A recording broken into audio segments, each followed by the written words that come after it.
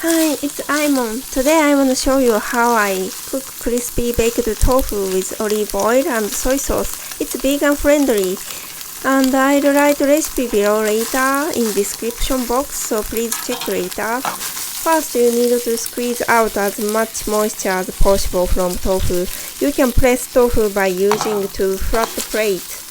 And big wine bottle or book. Thick book is better. And you can also buy extra film tofu from Sprout or Safeway if you wanna cut this process.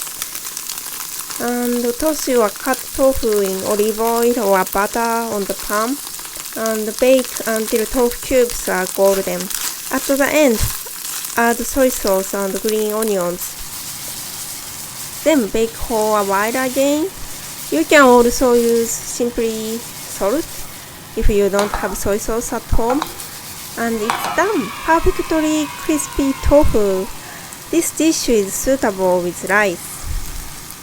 Please cut the tofu into cubes like this.